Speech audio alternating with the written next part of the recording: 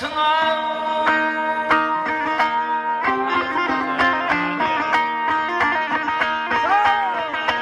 Gılayla ver konulması daşına. Hatır hatır yansıya yaman yatırır.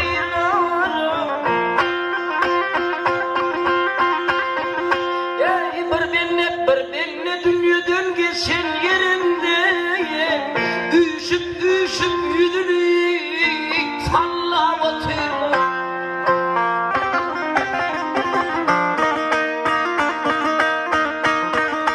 Yavşadım değil Allah verip diyerler. Kardeşim yılanışıma kara giyerler.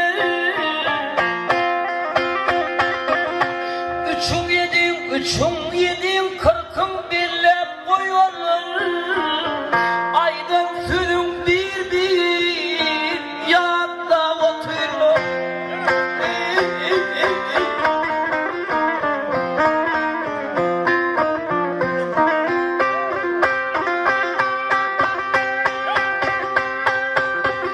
Av yediğin için kavrın rengi solmaz.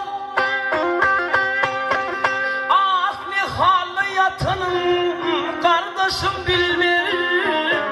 Uğur şeyle destur gider hiç gelmez.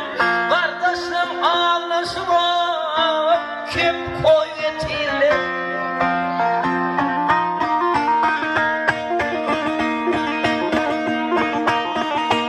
Öyle ayak dire kuman bol bolu.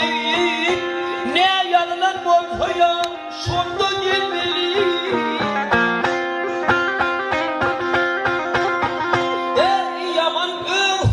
Solun bilmeli, vurup yitip cehennemde yitiler.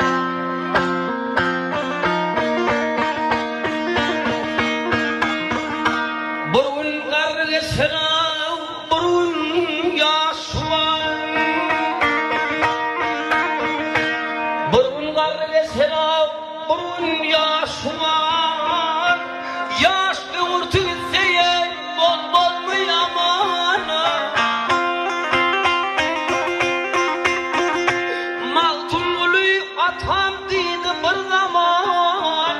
Kimler fikriyle dağın atıyla.